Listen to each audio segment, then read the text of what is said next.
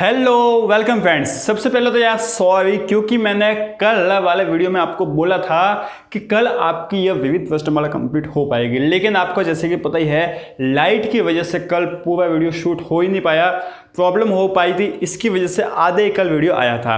ठीक है, तो आज वाले वीडियो में हम यह आपके विविध वर्णमाला के जितने भी बाकी बच्चे सवाल है ना 8, 9, 10, 11, 12 जो भी है इन सबको अच्छे से कर लेते हैं। और ये सवाल यार इंपॉर्टेंट है आपके बोर्ड के लिए भी और साथ साथ जेईई के लिए सोचने वाले सवाल है, इसमें आपको थोड़ा बहुत सोचना पड़ेगा, तो इंपॉर्टेंट है यार। आज के लिए थोड़ा और पेशेंस रख लो, इसके बाद हम ट्रिग्नोमेट्री स्टार्ट करने ही वाले हैं।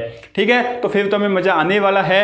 और ट्रिग्नोमेट्री के लिए थोड़ी सी आपको जानकारी के लिए बता लूं कि तैयार रहना है, क्योंकि उसमें समझने में मजा आएगा, पढ़ने में मजा आएगा, लेकिन याद भी करना है साथ ही साथ। बहुत सारे फॉर्मूले, इतने तो आपने जिंदगी में कभी फॉर्मूले देखे ही नहीं होंगे जितने आप इस चैप्टर में देख लोगे पक्का। ठीक है, तो बस उसके लिए तैयार रहना। बाकी तो हमारा ये छोटा सा पार्ट रह गया है, इसको हम कर लेते हैं, इसका रिवीजन करते रहना साथ ही साथ। और इसके नोट्स आपको वेबसाइट पर मिल जाएंगे हमारी, और साथ ही साथ हो सकेगा तो आपको लिंक भी मैं डाल दूंगा डिस्क्रिप्शन बॉक्स में, वहाँ से भी आप डाउनलोड कर सकते हो। लगभग 100 पेज के नोट्स बने रहे आपके। ठीक है, काफ़ी मजा आएगा नोट्स पढ़ने का भी। ठीक है, तो चलो 8वां सवाल हम कर लेते हैं। देखिए आपको एक क्या दे रखा है, एक आपको फलन दे रखा है। क्या है फलन? क्या है 1, 1, 2, 3, 0, -1, -1, -1, -3 आपका फलन है। जेड से जेड में परिभाषित है। अच्छा, जेड से जेड मतलब इंटीजर। ठीक है, जेड मतलब इंटीजर, पूर्णांक। पूर्णांक एक पूर्णांक से दूसरे पूर्णांक में परिभाषित है, और किस प्रकार है? f(x) = ax + b द्वारा परिभाषित है। यहाँ पर a एंड b जो है वो क्या है, कोई एक कांस्टेंट नंबर मान सकते हो, ये कांस्टेंट नंबर है। तो आपको ए और बी क्या होंगे ये बताना है। ठीक है, अब यार यहाँ पर हम कंफ्यूज हो जाते हैं कि भैया कैसे करना है, किस तरीके से करना है। सबसे पहले तो देखो, आप जेईई की तैयारी कर रहे हो, आप साइंस मत ले रखी है, तो छोटी छोटी बातें ध्यान रखनी है। जैसे कि हम किसी भी समीकरण को हल करने जाते हैं, उसका सॉल्यूशन करने जाते हैं, तो भैया हमें क्या निकालना है? हमें दो अक्षर निकालना है, दो वेरिएबल निकालना है, ए और बी। ठीक है, तो जितने वेरिएबल होते हैं ना उतनी हमें इक्वेशन चाहिए होती है, मतलब जितने के हमें मान निकालने होते हैं ना उतने ही हमें समीकरण चाहिए होते हैं। तो यहाँ पर ए और बी दो वेरिएबल है, दो के मान निकालने, इसका मतलब मिनिमम 2 तो हमें समीकरण चाहिए ही होंगे। 2 से ज़्यादा हुए तो कोई बात नहीं, 2 से कम नहीं होने चाहिए। ठीक है, ये बात समझ में आती है? बिल्कुल भैया। तो कैसे भी करके हमें यहाँ पर 2 इक्वेशन बनानी है, ये पहली बात समझ में आई। ठीक है, दूसरी बात क्या है कि आपको क्या बोला है कि यह एक फलन है। ठीक है, और ये फलन कैसे परिभाषित है? f(x) = ax + b द्वारा परिभाषित है। ठीक है, इसका मतलब क्या हुआ? देखिए फलन का मतलब क्या होता है कि x के हर एक मान पर y का एक न एक मान होता है या नहीं होता है? बिल्कुल। तो इससे मैं यहाँ पर बोल सकता हूँ कि आप जैसे कि इस पहले अवयव को उठा लिया, क्या है 1, x, मतलब क्या हुआ कि अगर आप x का मान 1 रखोगे ना इस वाले समीकरण में, तो आपको इस पूरे फलन ax + b की वैल्यू कितनी मिल जाएगी? 1 मिल जाएगी। ठीक, इसी तरीके से अगर आपने इसको उठा लिया तो यहाँ से आपको क्या पता चल रहा है कि अगर आप इस समीकरण में x का मान 2 रख लोगे ना, तो इस पूरे फलन की वैल्यू, पूरे फलन का मान कितना आ जाएगा भैया? 3 आ जाएगा। ठीक है, यहां से 2 इक्वेशन मिल गई। आप चाहो तो 3 भी बना सकते हो इससे। कैसे? अगर आप x का मान 0 रखने जाओगे तो आपको इस पूरे फलन का मान -1 मिल जाएगा। समझ में आ रही बात? और ठीक इसी तरीके से इसमें भी होगा। तो हम कोई भी 2 हम ले लेते हैं। ठीक है ना, तो मान लीजिए सॉल्यूशन हम 8 करते हैं। ठीक है ना, चलो तो देखिए यहां से क्या होगा, आपको समझने जाए तो आपको बोला है कि भैया यह आपका परिभाषित जो भी फलन है f(x) है ना, कितना दे रखा है? f(x) दे रखा है आपको ax + b। क्या बात समझ में आती है? बिल्कुल। क्या बात समझ में आती है? बिल्कुल। अब हम क्या करेंगे, x बराबर, देखिए आप क्या लिखोगे, x बराबर 1 पर f(x) बराबर कितना है? 1। ठीक है ना, ये आपको बोल रखा है। ठीक है, या फिर आप बोल सकते हो कि f(1) कितना है आपका? 1 है। ठीक है, अच्छा x का मान 1 रख लो। ठीक है, तो यहां से कितना जाएगा? देखिए f(1) = a × 1 + b। ठीक है, f(1) कितना है भैया? 1 है, = a + b। क्या आपको पहला समीकरण मिल गया? बिल्कुल भैया, पहला समीकरण मिल गया है। ठीक है, इसी तरीके से दूसरा निकाल ले गया। हाँ, दूसरा समीकरण क्या है कि x का मान आप रख लो 2, तो आपको जो फलन है ना f(2) है ना, वो कितना मिल जाएगा भैया? आपको ये 3 मिल जाएगा। ठीक है, रख कर देख लो, f(2) = a × 2 + b, तो 3 = 2a। क्या है?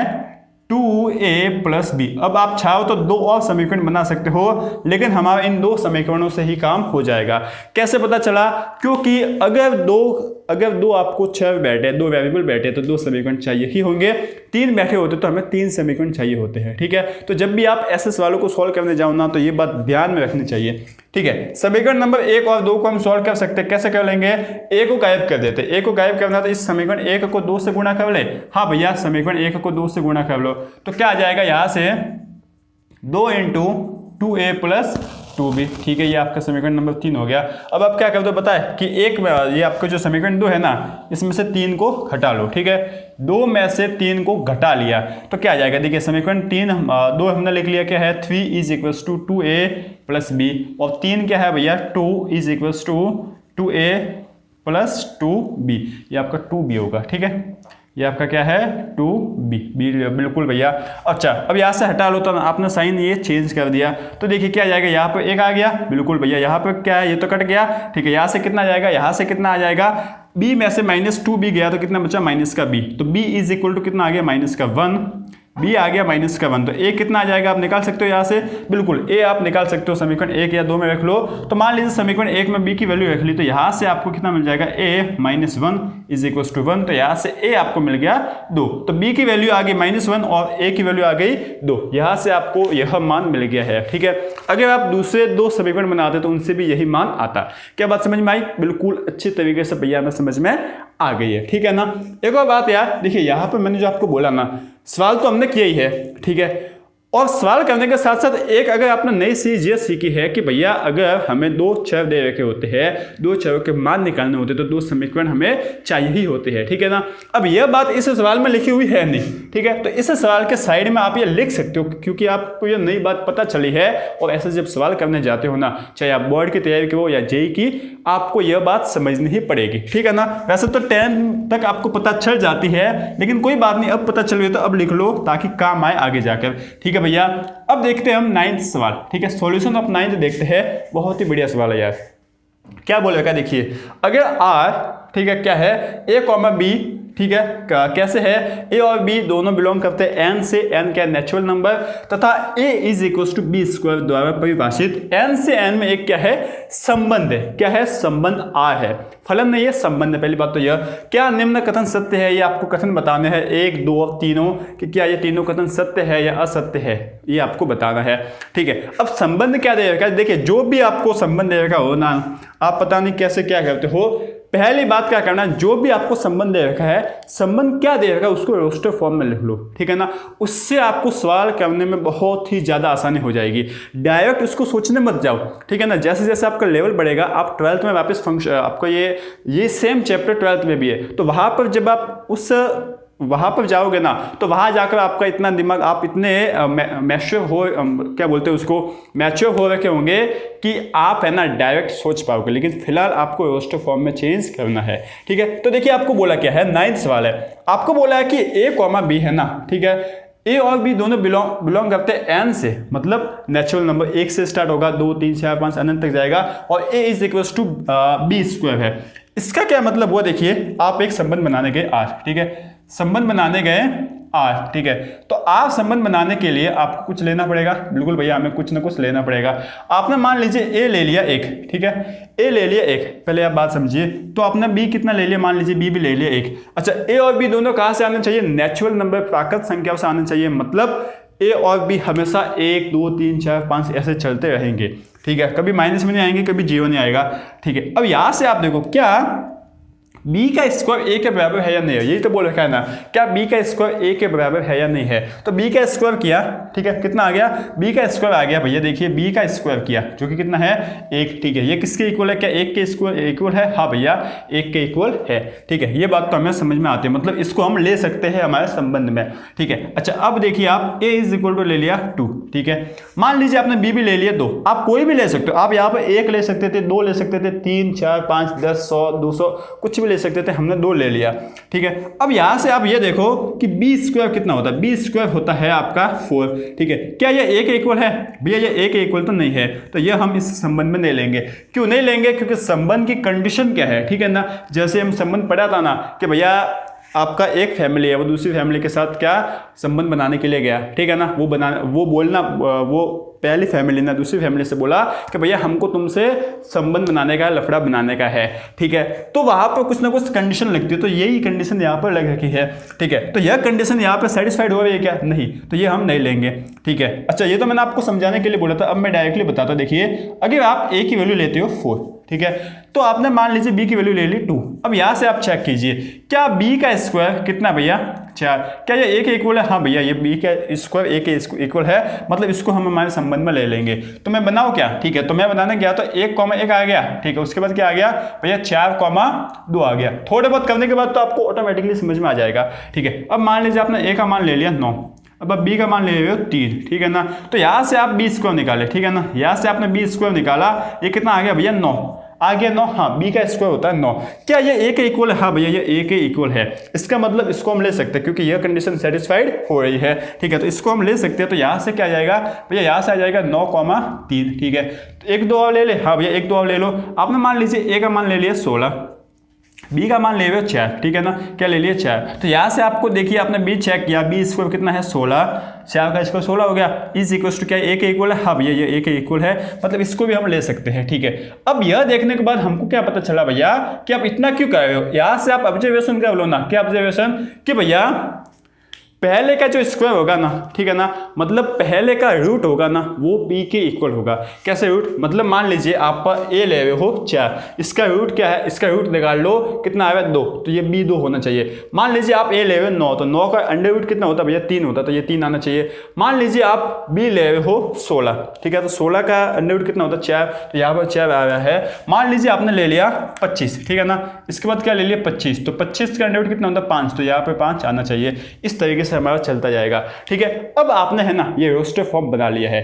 अब इसके बाद आपका ये सवाल करना है ना, सवाल को सोचना बहुत ही इजी हो जाएगा। कैसे? अब देखिए क्या बोला है, a, a belongs to r, ठीक है। आप सबसे पहले समझो कि a, a belongs to r, मतलब a, a इस संबंध से बिलोंग कर रहे हैं। ये हमने जो संबंध बनाया ना, इसमें से आएंगे। बिलोंग्स टू का मतलब क्या है कि भैया तुम कहाँ से हो? भैया आपको किसी ने बोल रखा होगा कि भाई अगर आप बाहर जाते हो तो भाई तुम कहाँ से बिलोंग करते हो, ऐसा बोल रखा है ना। इसका क्या मतलब होता है कि भैया ये a, a है ना, इस r से आ रहे हैं, ठीक है। Belongs to r for all, इसका मतलब होता है फॉर ऑल उल्टा है a बिलोंग्स टू n, मतलब a है नेचुरल नंबर के लिए। इसको तो छोड़ो, ये समझो कि a, belongs to r for all, सभी a है ना, सभी a नेचुरल नंबर के लिए। अब देखो यार, a, a का मतलब क्या हो गया कि दोनों है ना, यहाँ पर एक युग्म है, ठीक है ना, यहाँ पर एक a होता है, यहाँ पे होता है b, तो यहाँ पर a और b की जगह a, a ही होगा। मतलब दोनों जो यहाँ पर अवयव है ना, वो दोनों सेम होंगे। क्या होंगे? सेम होंगे, और वो r से बिलोंग करते हैं, और सभी a के लिए, किसी एक के लिए, सभी के लिए।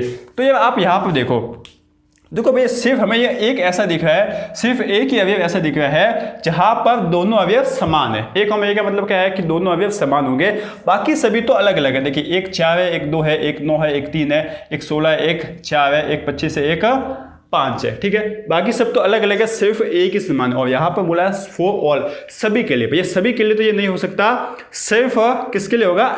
सिर्फ किसके लिए होगा? 1,1 के लिए। तो यह तो आपका फॉल्स हो गया। बात समझ में आई है ना? क्या बोला है इसने कि भैया आपका a, मतलब एक जैसे अवयव है ना, वो r से बिलोंग करते हैं सभी a is equal to n के लिए। कहने का मतलब यह है कि आपको क्या यह आपका एक संबंध है? सीधा सीधा इसने ये बोला है कि क्या यह आपका संबंध है? 1,1, 2,2, उसके बाद 3,3, उसके बाद 4,4, ऐसे चलता जाएगा। क्या एक जगह एक संबंध है? भैया ये और यह तो मेल ही नहीं खाता, ये तो संबंध हो ही नहीं सकता।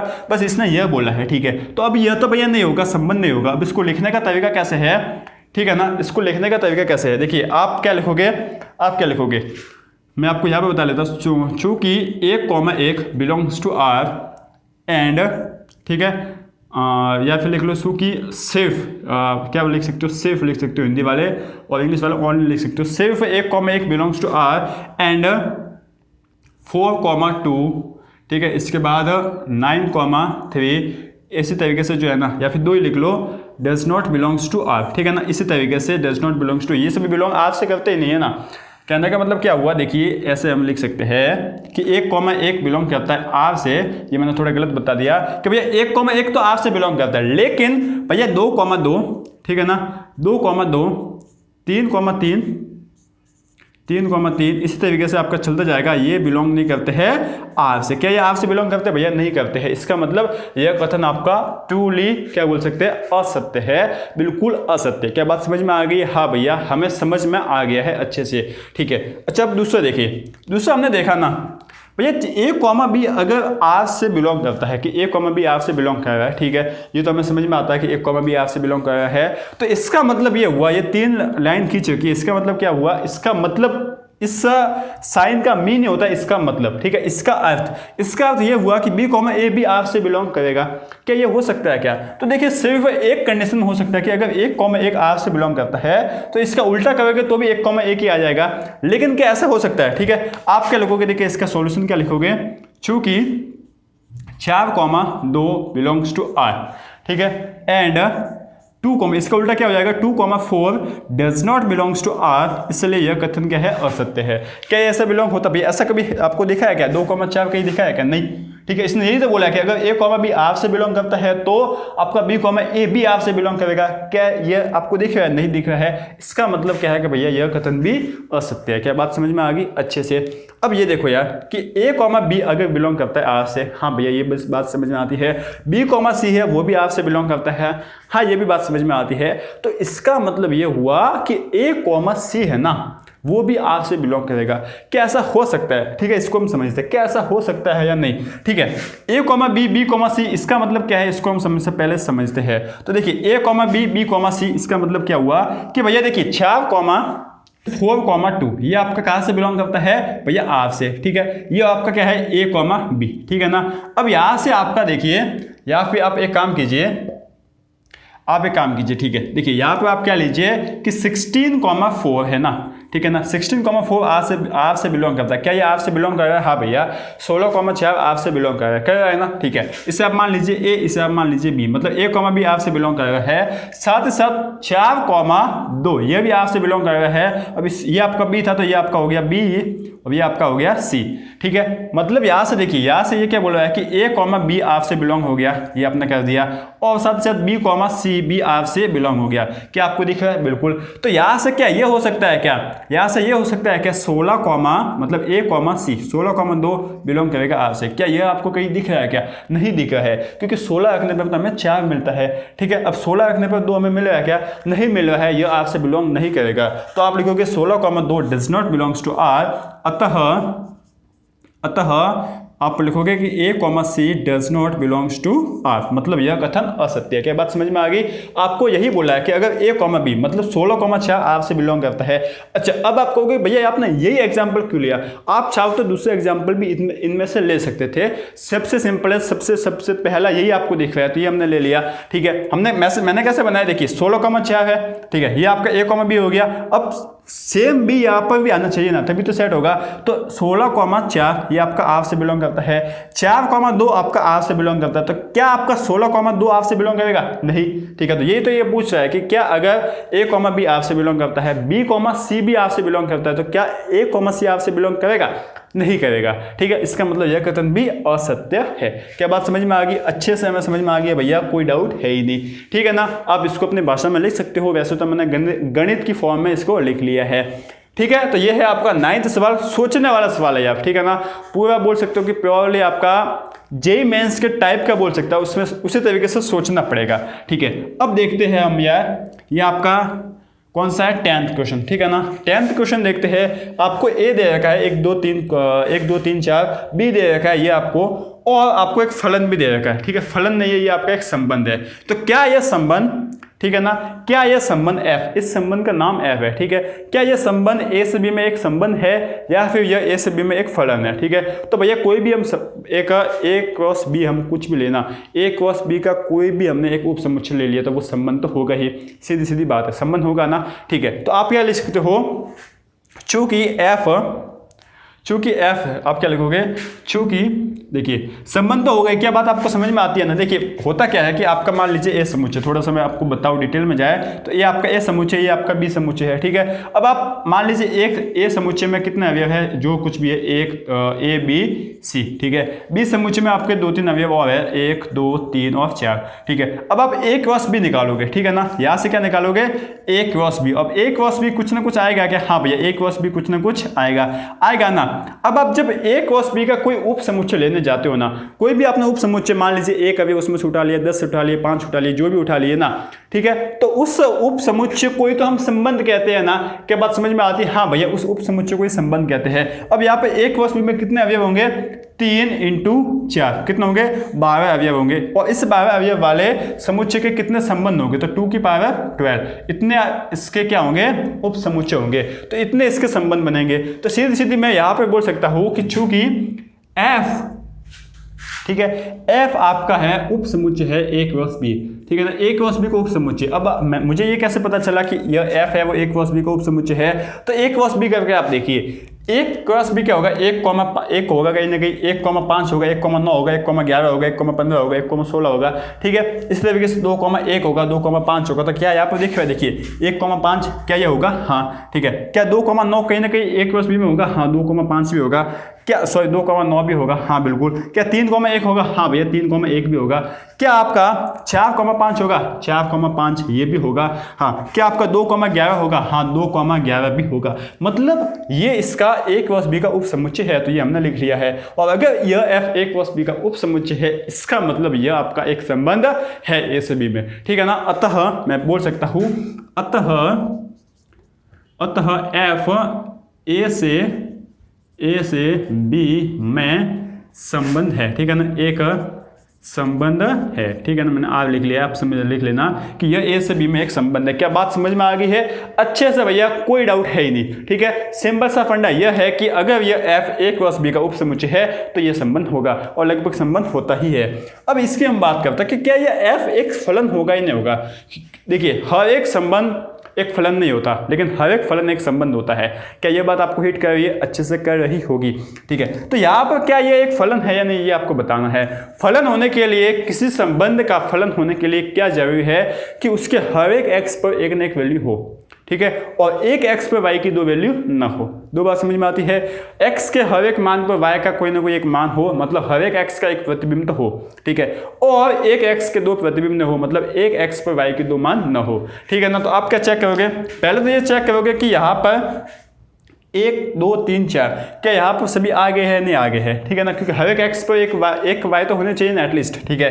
तो हमने चेक किया कि देखिए 1 भी आ गया है, 2 भी आ गया, 3 भी आ गया, 4 भी आ गया है, क्या 5 आया है, क्या 4 तक ये तो आपका सब कुछ आ गया है, ठीक है। ये बात तो हमें समझ में आ गई कि हर एक एक्स पर एक ना एक वाई तो है, ठीक है। पहली कंडीशन तो सेटिस्फाइड हो गई, लेकिन दूसरी कंडीशन क्या है कि एक्स के हर एक एक्स के एक मान पर वाई का सिर्फ एक ही मान होना चाहिए, ये दूसरी कंडीशन है। एक्स के एक मान पर वाई का सिर्फ एक ही मान होना चाहिए, इसका क्या मतलब है कि यहाँ पर आप चेक करोगे कि कोई एक एक्स की वैल्यू रिपीट तो नहीं हो रही है क्या, और अगर रिपीट हो रही है तो सेम है या अलग अलग है वाई की वैल्यू। तो देखिए एक तो कहीं रिपीट नहीं हुआ है एक्स में, हाँ एक्स में देखोगे, ऐसा नहीं कि वाई में, आप देख लो एक्स में एक कहीं रिपीट नहीं हुआ है, 2 कहीं रिपीट हुआ है क्या, हाँ भैया 2, एक तो यहाँ पर है और एक यहाँ पर है, 2 रिपीट हुआ है। अच्छा 2 रिपीट हुआ है क्या, तो अगर 2 अगर रिपीट हुआ है तो इस 2 पर y की वैल्यू अलग अलग है या एक जैसी है, भैया अलग अलग है। इसका मतलब क्या हुआ कि x के एक मान जो कि क्या है 2, इस पर y की 2 वैल्यू कौन कौन सी है, 9 और 11। इसका मतलब क्या हुआ कि यह फलन नहीं है, ठीक है। तो इसका यही कारण बन जाएगा,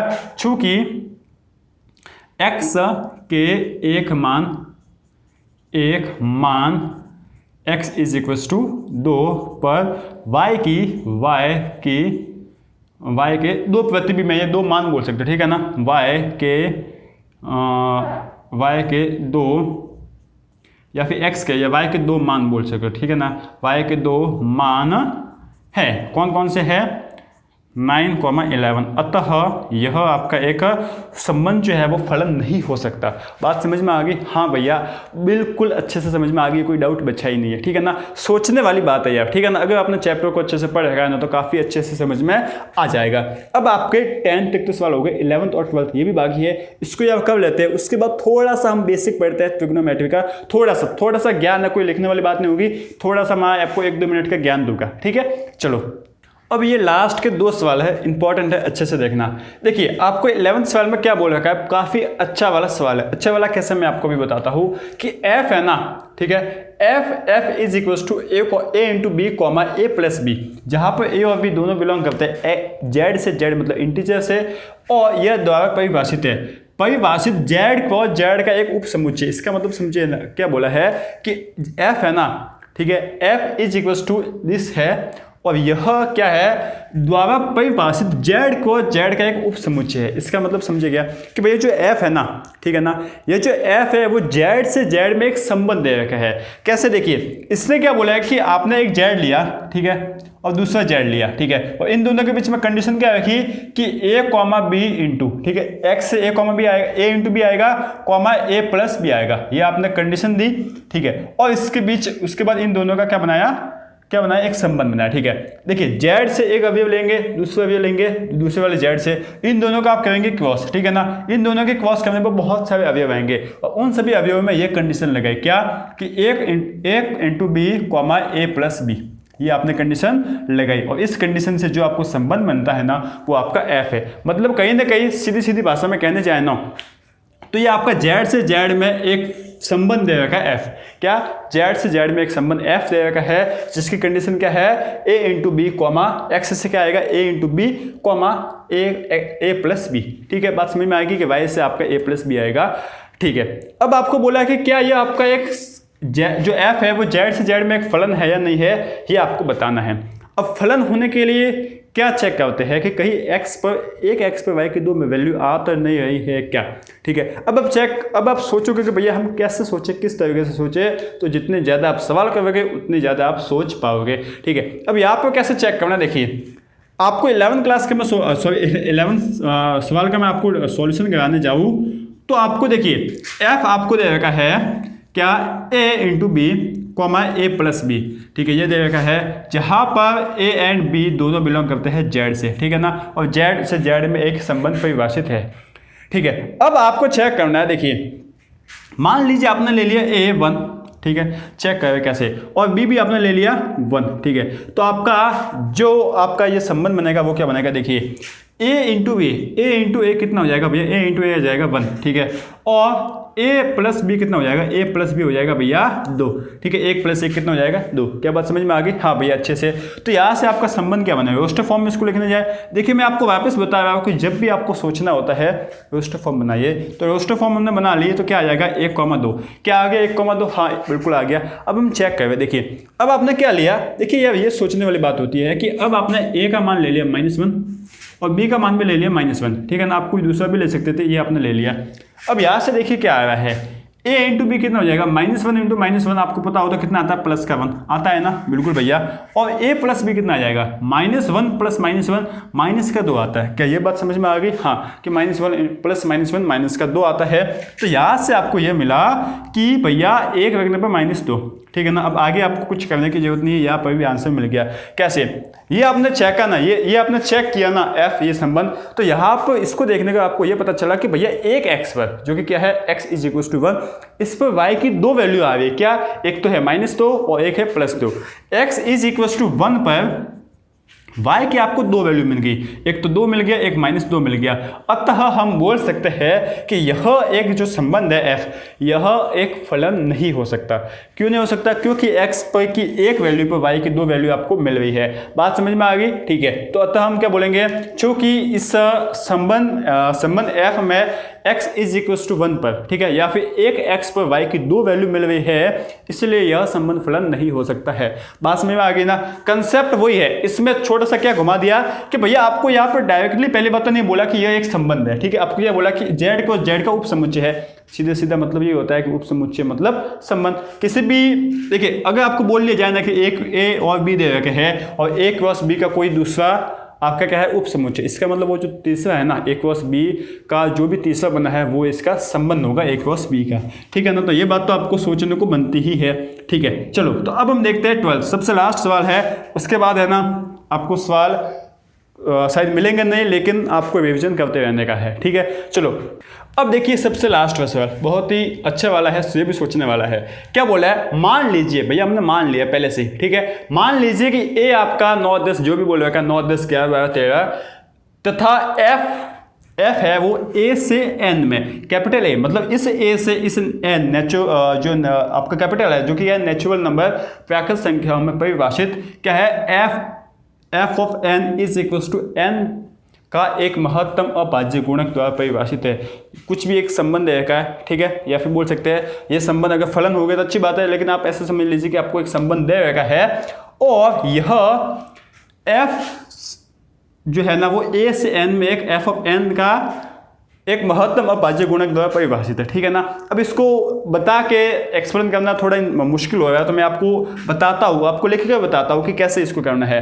कि भैया आपको एक क्या बनाना है, एक संबंध बनाना है, एक फलन बनाना है। ऐसे समझ लीजिएगा आपको एक फलन बनाना है जहां पर पहला अवयव आएगा ए से, दूसरा अवयव आएगा एन से, ठीक है, नेचुरल नंबर से। और ये नेचुरल नंबर क्या होगा भैया, प्राकृत संख्या तो बहुत सारी होती है। प्राकृत संख्या कौन सी होगी कि ए का एक अभाज्य गुणक, महत्तम अभाज्य गुणक। महत्तम अभाज्य गुणक भैया क्या होता है ये बात समझाओ हमें, ठीक है। चलो देखो यार कैसे किस तरीके से होगा। मान लीजिए आपने ए ले है, ये आपका ए है, ये आपका है एन, ठीक है ना, नेचुरल नंबर। ए आपने ले लिया 9 के आप गुणन कीजिए, ठीक है ना, गुणनखंड कीजिए तो भैया 1 हो गया, ठीक है। उसके बाद कितना आ जाएगा 3 आ जाएगा, ठीक है। उसके बाद वापस आ जाएगा 3, ठीक है, यही होता है। हाँ भैया इसके बाद आप 10 के कर दो गुणनखंड के 10 के तो 1 × 2 × 5, हाँ भैया ये हमने कर लिया। उसके बाद आप कर लो क्या भैया 11 के कर लो, तो 11 का क्या होता है 1 × 11 ही होता है। उसके बाद आपने कर लिया 12 के कितने होते हैं, देखो यार 1 × 2 × 3 × 6 ये होता है क्या, ठीक है भैया। और इसके बाद आपने कर लिए 13 के, ठीक है भैया। 13 के करके बताओ 1 × 13 के बाद आपको समझ में आ गई है, हाँ भैया हमें समझ में आ गई है बिल्कुल अच्छे से, हाँ भैया अच्छे से। अब यहाँ से इसके आपने गुणक तो ले लिया, इसके गुणक है, ठीक है ना, गुणनखंड कर दिए। अब ये गुणनखंड हमें लेने हैं इससे जो n का आएगा इन गुणनखंडों में से आएगा, लेकिन इन गुणनखंडों में से कौन सी संख्या आएगी जो महत्तम होगी, सबसे बड़ी होगी और अभाज्य होगी।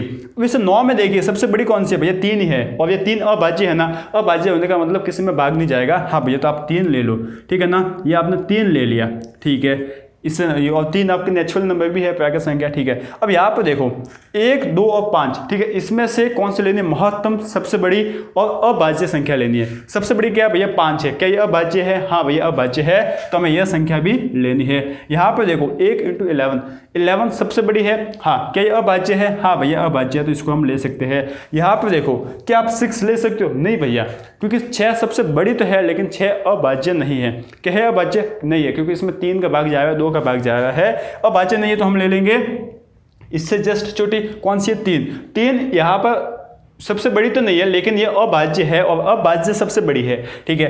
अभाज्य में सबसे बड़ी यही है तो आपने ले लिया 3, ठीक है। इसके बाद आपका क्या हो जाएगा 13 जो कि सबसे बड़ी भी है और अभाज्य भी है। क्या बात समझ में आ गई, बिल्कुल भैया।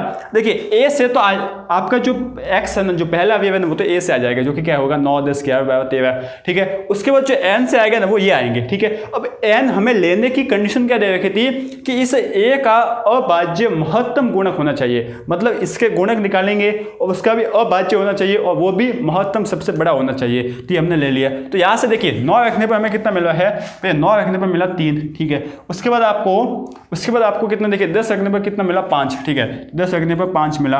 और उसके बाद आपको भैया 12 रखने पर, ठीक है ना, सॉरी 11 रखने पर क्या मिला 11, हाँ भैया 11 रखने पर 11। और फिर आपको क्या मिला कि आपने जब 12 रखा तो 12 रखने पर 3 मिला। उसके बाद 13 रखने पर आपको 13 ही मिला।